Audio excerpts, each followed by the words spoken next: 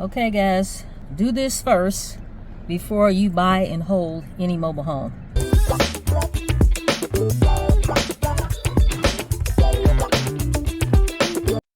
This is Kelly from Heels, Deals, and Wheels Mobile Home Investing Course. Today we're going to be talking about how to invest in real estate, the blueprint.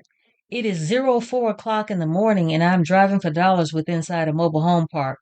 Those of you who have been following me and my brother know we prefer purchasing mobile homes and renting them out. The main reason we like to do that is because regardless if it's a single family home versus a mobile home, as long as the mobile home and the single family home is in the same zip code and has the same beds and baths, you're going to get the same rent. And we already know that single family homes are very expensive, and this is the reason why we like to purchase mobile homes.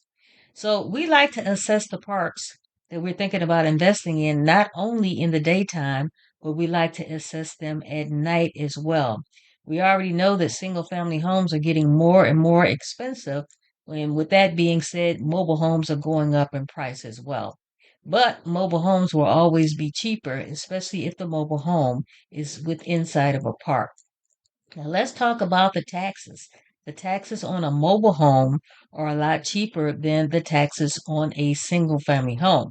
Mobile homes are considered personal property. They only become real estate when they are fixated to the land. Then they become real estate. So like I said, we're going to be talking about how to invest in real estate, and I'm giving you the blueprint. So let's talk about the types of mobile homes that we like to purchase.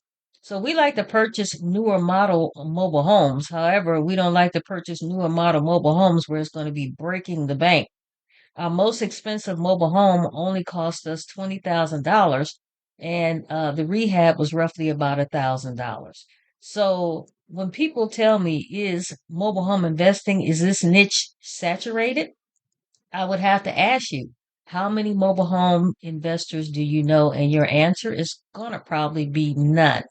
So when you are assessing the park like I'm doing right now, I'm driving for dollars, you have to figure out what your exit strategy is going to be. Are you planning on wholesaling the mobile home? Are you planning on buying and holding the mobile home and renting it out? Or possibly seller financing the mobile home? Are you planning on buying the mobile home low and then turn around and reselling it for a higher dollar amount? So some things to consider when you're wholesaling is, what is your assignment fee going to be? Once you connect that seller with the buyer, is it going to be worth it, your assignment fee? That's one thing you have to consider with wholesaling. So when you're thinking about buying and holding for the purpose of possible rental property, you also have to think about, can you make a profit after the lot rent has been paid? There's just no way to get around paying lot rent. Then when we're talking about seller financing, you also have to think, along with renting, does the park allow for this? Do they allow for seller financing, or do they allow for renting? And that's the reason why you have to build a relationship with the home park owner as well as the mobile home park manager. Now, when we're talking about fixing and flipping, be careful using the F word around the mobile home park manager because they don't like it. Remember, we're trying to build a relationship with the mobile home park manager in order that we can get more deals later on down the road. Like I said earlier, guys, we are going to be talking about how to invest in real estate. I am giving you the blueprint. We're going to be talking about mobile homes.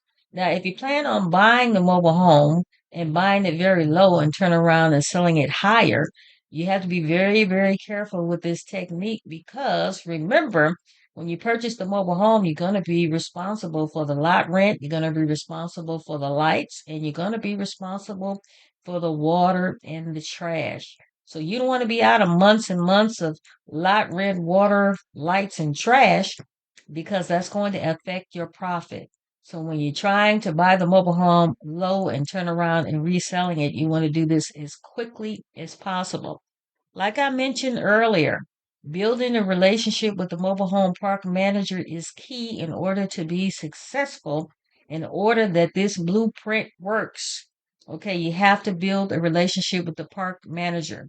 There's no skirting around the mobile home park manager. If you try to skirt around the mobile home park manager, that is going to be the recipe for disaster.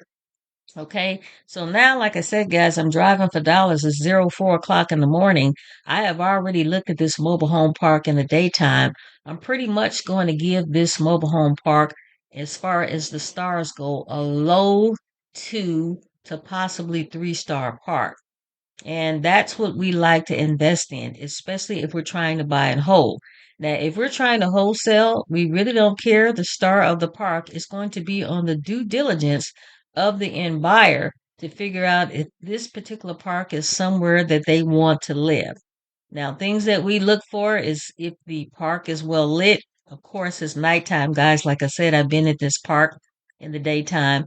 But if it's well lit at night, do they have speed bumps? Do they have any type of amenities for the children?